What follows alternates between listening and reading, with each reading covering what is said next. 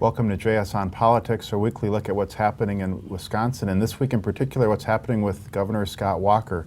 Here's a quick look at what's ahead on today's show.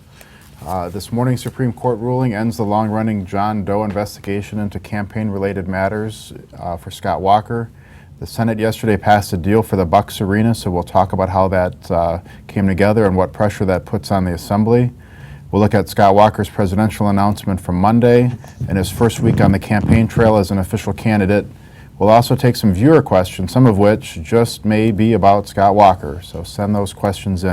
And we're going to start with Jason Stein in Madison to get us the latest on the ruling from the Supreme Court today on the John Doe investigation, which effectively shuts it down in very strong language. Jason, talk a little bit about what the court said this morning and what the significance of that is.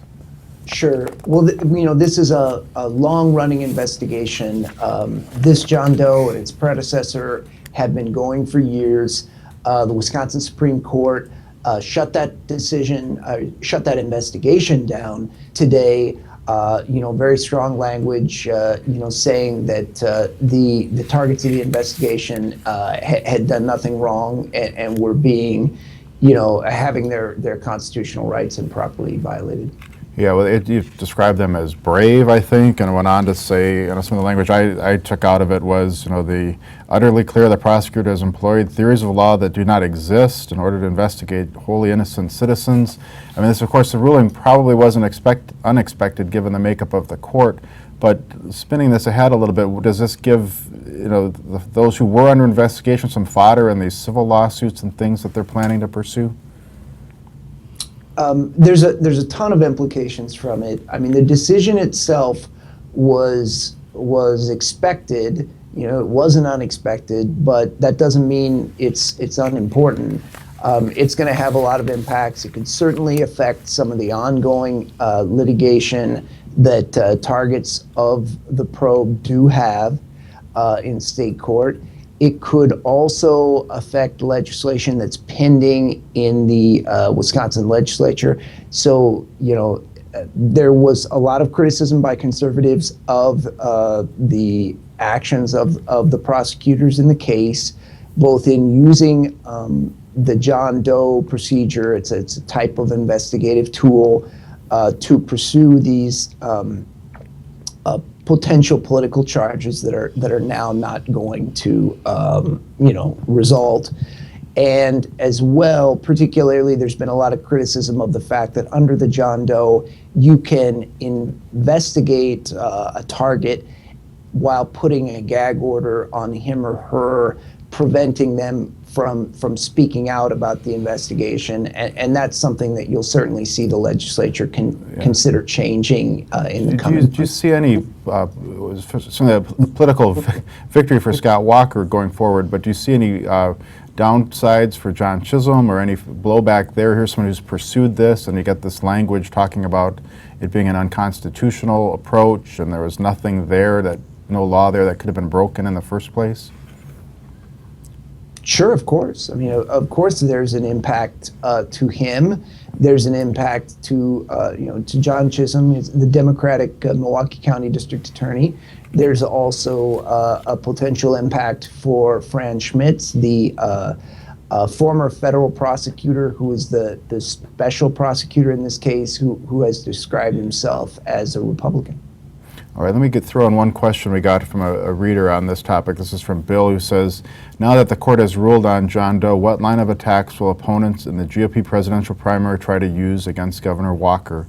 Do you see, for the governor, it certainly can be a talking point of, I've been investigated and it's all been clear, but do you see this playing out now? Is it something, how do you see it coming up in the presidential discussions?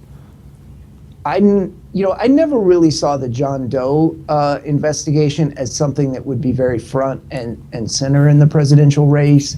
If you look back to Governor Walker's recent re-election campaign in 2014, again, that was not the major tool to use against him. It was more focused on the attacks were more focused on the economy. And I think that was what you were always going to see in the presidential race. Obviously, there'll always be some criticism from opponents in terms of this decision and the investigation. You see some liberal groups today talking about the fact that there had been spending on behalf of the justices who killed the investigation by groups that were implicated in the investigation. So it's not like it's not going to be talked about. It is being talked about, but I don't think it was ever going to be the front and center critique. We're going to bring in and shift topics here to the Bucks Arena deal that a week ago we were talking about. It's out of the budget. Does that mean it's on its in dire straits? And you have Dan Bice, our Watchdog columnist, joining us to comment on this. But Jason, first, just give us the quickest rundown here. That we passed 21-10. You had Democratic support. You had pretty strong Republican support. What's next as this goes toward the Assembly? Sure. Well, the arena plan definitely picked up momentum yesterday as it heads out of the Senate and into the Assembly. Arguably the Senate was a tougher vote, but certainly, even if you don't believe that, the proposal has a lot of momentum heading into the Assembly. Very unlikely that you're going to see it fail now. Again, it's $250 million, $250 million in public financing, plus additional interest costs to cover half the cost of a proposed new arena for the Milwaukee Bucks and to keep it. Some things to make note of. One, the 21 votes was much higher than people had expected. We had been counting votes saying that they needed 3 or 4 Democrats, and then they ended up getting many more people than they expected. On the Assembly side, Robin Voss has said he needs at least 15 Democrats to vote for this. First of all, most people don't believe that number. They think the number's higher or lower? That's a little artificially high, okay, because he wants to provide cover for some of his Republicans who might come under attack for this. So any Democrat he gets beyond that, he can tell a Republican, right, you don't have to each take time this he vote. can. But it would mean if he needs 15, that would mean almost half his caucus is going to oppose the Bucks deal. But the Democratic Party yesterday gave some cover to their members by putting out a statement endorsing the legislation, and so the Democratic Party now is on record. But there are 2 concerns going forward. So the expectation is that it's going to pass the Assembly. There will be the votes, and it'll be bipartisan in its support. But there are 2 issues going forward. One, there was a major change in terms of what was going on with Milwaukee County. They now will have to come up with $4 million a year somehow to pay for this. They were going to get it through this debt collection program with the state, but that's been removed. And so Chris Abele, the Milwaukee County executive, has to figure out what to do about that. Will they make cuts? Will they do some sort of debt collection themselves? Or will they come back to the legislature and ask for this authority to do this contracting with the state again? And then the second issue, which Senator Fitzgerald mentioned today, and that is, mentioned yesterday, and that is, will these outstate legislators who voted for this come under attack in 2016 for this vote? It's something that everybody has to watch. Yeah, well, let's talk a little bit. So, Jason, that was one of the breakthrough points on this, was they shifted this deal with the certification of debt. Was that just some political maneuvering to give the Democrats in Madison some cover? Because as I understand it, the executive can go assign this to the state anyways. That's partially true. The Milwaukee County executive does have some debts assigned to Milwaukee County that he can hand over to the state. But no, there was actually a substantive change to this, and that's why you saw the county executive Abele get so angry about it. In fact, most of the debt that the county is owed is controlled by the county treasurer and the clerk of courts. And so Dave Cullen, the treasurer, and John Barrett, the clerk of courts, will have to decide whether or not they want to, work with Abele in handing over most of their debts to state government. I mean, what both men have told me so far is that they're open to the idea, but they do have reservations right now. So we're going to have to see how that works out. But there is a political angle to it. What happened was it wasn't Madison Democrats seeking cover. It's Milwaukee Democrats who didn't want to be accused of paying for the arena on the backs of poor people who owe debts to the city and to the county.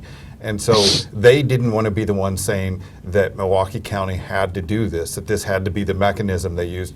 They gave the option to Chris Abele, so they shifted So the blame will go to Abele instead more of so than, instead of to Lena Taylor and Chris Larson, the two who were pushing this the most. Well, one area we haven't talked much about is the Common Council. The city of Milwaukee has they have to do some approving of parts of this as well. Do you see any problems there? I don't think so. I mean, the city seems very happy. The funny thing is, throughout the negotiations, Chris Abele got a lot of praise and people were very supportive, and he stayed behind the scenes and didn't say much. And meanwhile, there was a great deal of criticism of Tom Barrett and how he wasn't taking a lead on this. But in the end, as it stands now, Tom Barrett ended up getting almost everything he wanted, including some authority to pursue some foreclosures and mortgages and other things like that. And Chris Abele is the one squawking and upset with how the deal turned out. All right, well, we'll leave it there on the arena and go right now to look back a little bit at Scott Walker's announcement on Monday with this taped segment.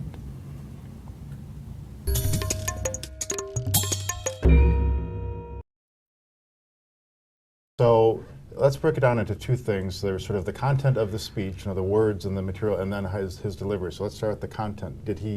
What struck you about the content of that speech? Well, a lot of familiar themes that we've been hearing, if you've been hearing him speak all along. I mean, one of the interesting things was what wasn't in the speech. I mean, there was no mention of immigration, which is an issue that's tripped him up, and he's been admittedly changed his position on. He tread very lightly on social issues. There were some glancing references to abortion and no mention of the same-sex marriage issue, and I think that's an indication of the fact that he doesn't want those kinds of issues to be his defining issues in his bid for the presidency. What struck you, Dan? One, the heavy emphasis on foreign policy. The last third of his speech was on foreign policy, an area where he's, lacks the experience that some of his opponents do, and at the same time that it did not have those red meat issues, it was still a very strong, sort of bold speech. It's not hiding anything. He's a polarizing figure who has a polarizing agenda, and that's what he's offering in this election. He used the word fight, I think, 14 times, and he used the word win or a variation of that 10 times. So that was the single takeaway I think he wanted for people was, and really been the theme of his campaign, I'm a fighter, I'm a winner. Republican voters, you don't have to choose between fighting and winning. You can have it both. And I think you got the real Scott Walker there. That was, I mean, he's very friendly, affable, a little confident, and also a little sweaty because it's very hot there. But at the same time, it is a message that's going to divide people, and so that's what he's been as governor. He is a friendly, affable, accessible guy. At the same time, he's beloved and hated in Wisconsin because of that Let's message. talk a little bit about the delivery, because he was out there without a tie, without a sport coat, or without a podium even, or a teleprompter. I mean, what was he trying to get across, or how did it come across? I don't know if I've ever seen a major speech like that where the speaker distributed a written text, but then didn't either read from it or use a teleprompter. So he was basically delivering the speech off the cuff as he normally does, but he also had to stick to the sentence-by-sentence structure of this written speech. It's really, really hard to do that, and I actually think he did amazingly well when you consider how hard that is to do, but I think he does better when he's not trying to stick to a written text. And so I think to the degree that the speech was a little the delivery was a little tentative at times, it was because he was trying to stick to the structure of a prepared text, even though he wasn't reading from it. Here in Wisconsin, the last time we heard him speak in a dramatic or focused sentence was after his victory last fall. Has he improved a lot since then? I mean, just the delivery. It was still impressive at the same time to do that. And you said keep to the text. He was like 80 to 90% of the time on the text. And you could tell when he thought he hit a line. He did this sort of, it was a new thing. I haven't seen him do this, where he nods his head like, yeah, I nailed that line. And when people were applauding, it used to be the smirk. He used to come out and he would smirk when he thought he did pretty well. But he's grown a great deal as a speaker over the last 5 years. He used to think in terms of concepts, I think, and would leap from concept to concept. But this was clearly a speech that he knew sentence by sentence. And a couple of times he forgot a line, remembered it, and went back. So this has been something he's been working on for I think, good just deal one of other time. point, I think, he's got a lot left to prove about his capacity as a presidential candidate, but one thing that he has shown already, starting in Iowa 6 months ago, is that he can give a speech that energizes and animates and excites a Republican crowd. Well, we know that. The advantage is the floor is, I mean, the expectations are not great. Everyone thinks he's bland, boring, Midwestern, whatever. So when he does pretty well in his speech, people respond fairly well to Let's it. see, this isn't, of course, going to be a one-time speech. He's going to use variations of this. Right. He already has on the stump. How do you think this plays with voters now in Nevada and South Carolina and New Hampshire and Iowa, where he's headed already this week? Was there one thing he's really trying to do and that really was striking about the program last night, not just the speech, but everything that preceded the speech, where there were testimonials and videos, was they're hitting the recall story so hard. And it's not just, as he told me on Sunday, about reminding people there was a recall, but it's about reminding people about the nature of the recall and how brutal it was and how intense it was, because he wants to tell the story of all the acute pressure that he and his family were under. He wants to talk about the death threats. The opposition in these videos and in these testimonials last night was painted as crazed and unhinged and out to get Scott Walker, Well, and they think that resonates with Republican voters. But it doesn't. It's not a message for Wisconsin, clearly, because Right. nearly half the people in Wisconsin opposed him, and a lot of people signed the recall petition. So, this recall, the opposition gets worse and worse each time they tell the story. You would think, that they were besieged daily. How key, finally, as our last question, is this next stretch for him? So he's Well, I think- waiting, he's introduced himself again. So if you look back at the last 6 months, he was catapulted by the speech in Iowa in January. Ton of publicity they weren't entirely prepared for, had some stumbles, and since then, he's come back down to earth.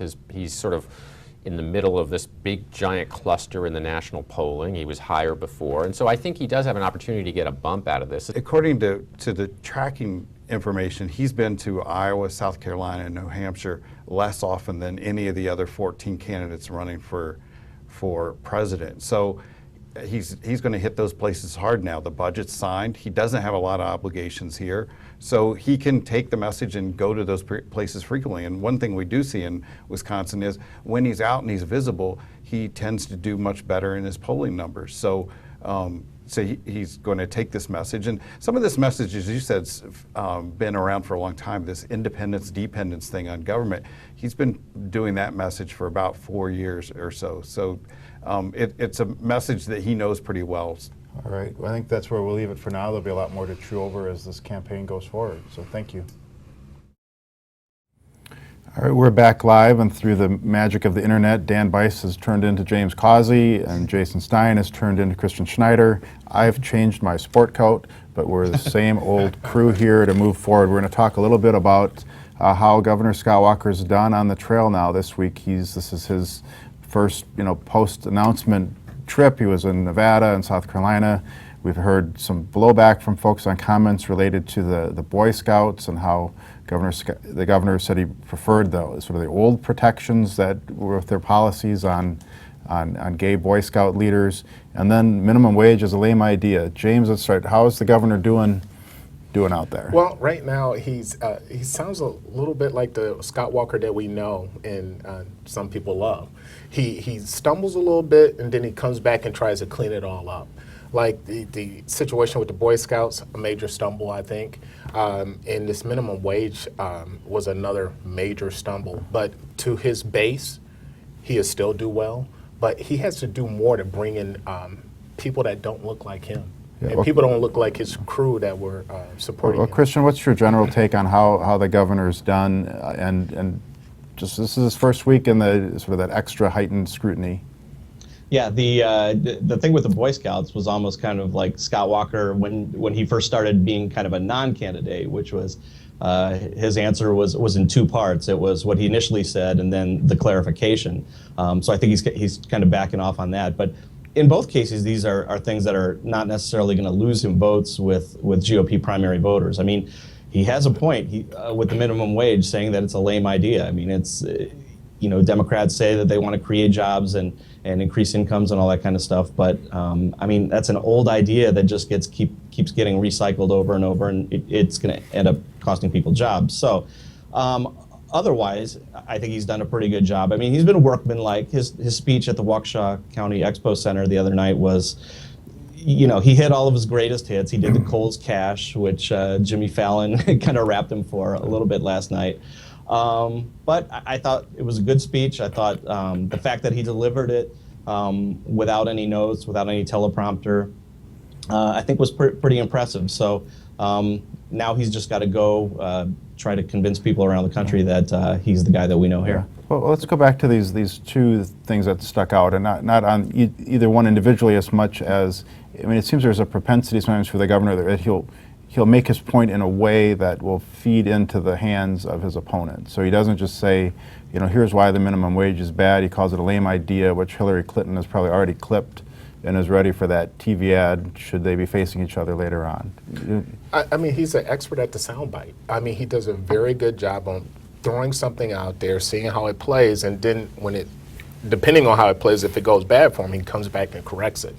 And you have to do more than sound bites now, but right now, if he just plays it straight and doesn't take any major risks, I think he'd be fine through the Iowa primaries and he won't have any worries.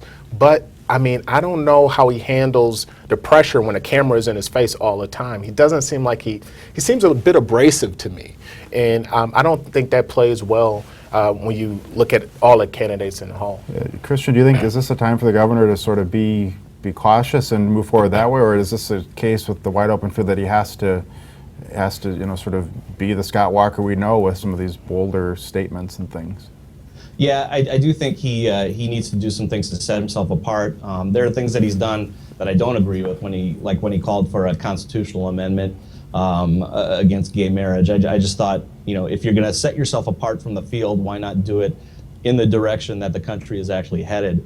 But with regard to the minimum wage, I mean, you have to remember in 2014 that was a major platform of the Democratic Party, and they got whitewashed all over the country. So I don't know that there's that that much importance to the minimum wage issue. I don't think it's going to hurt them all that much. All right, let me talk briefly about each of you have had columns out recently, and James has one coming out today. Yours, Christian, was about Scott Walker is not really a divisive figure, which a lot of folks would go, really? But give us your spin on that. Why is he not as divisive as a lot of people think, or as he's often portrayed?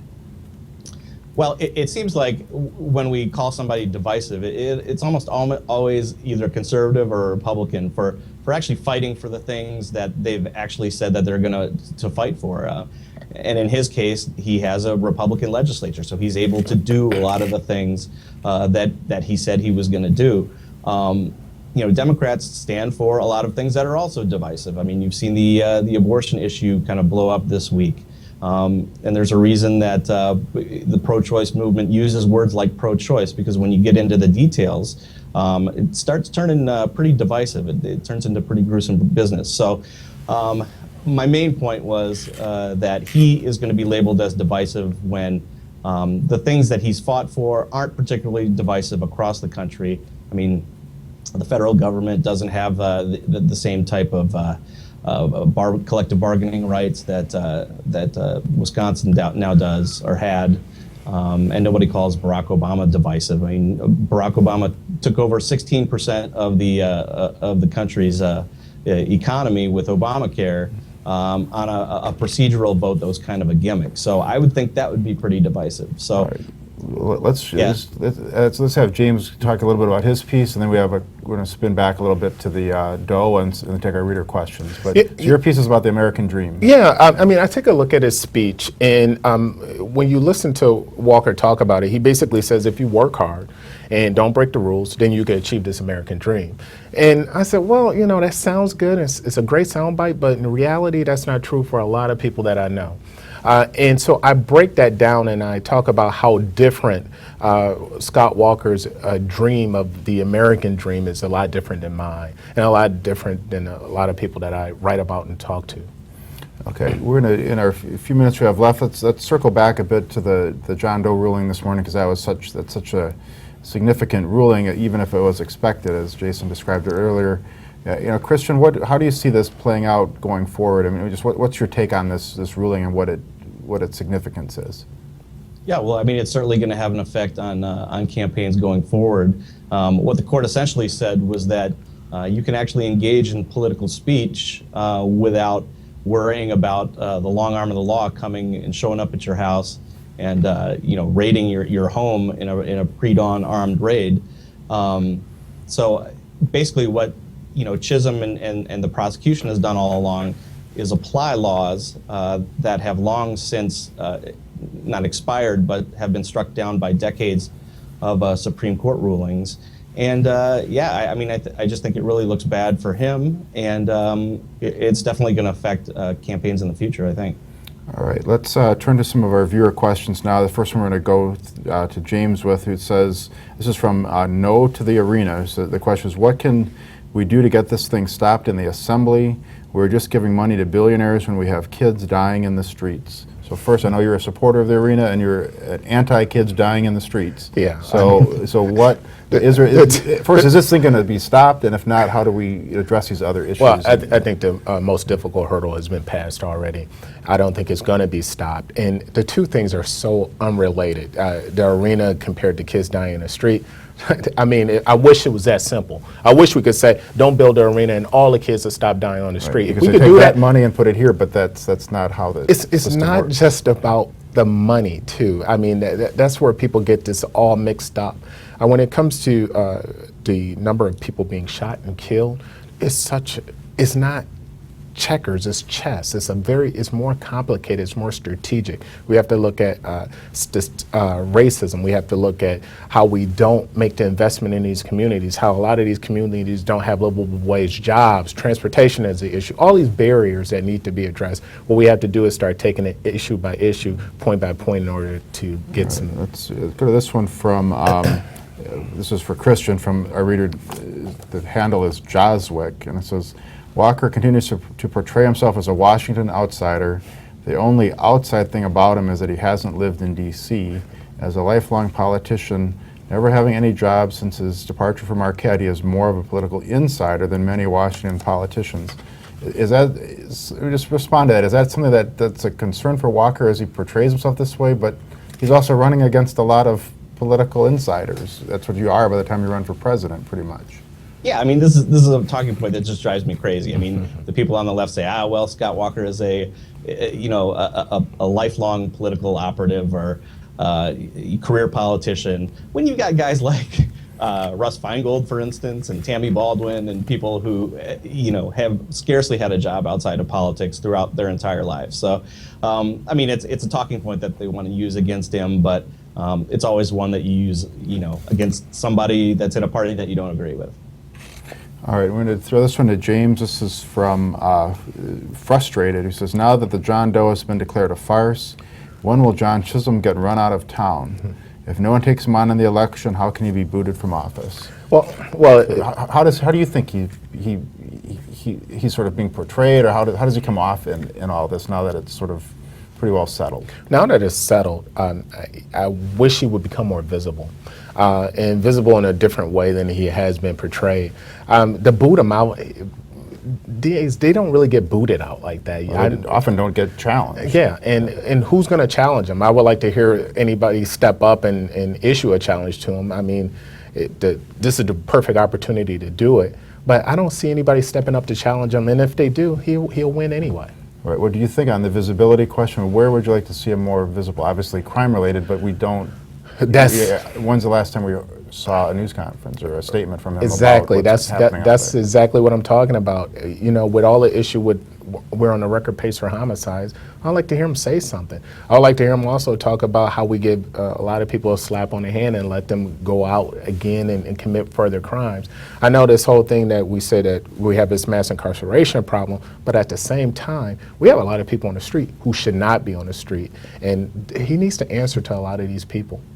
All right, that's all we have time for today, so we thank all of our viewers for joining us, and we'll be back same time next week, and I don't know who will be sitting where, but we'll sort that out. We'll by that figure it point. out. All right, thank you. Thanks.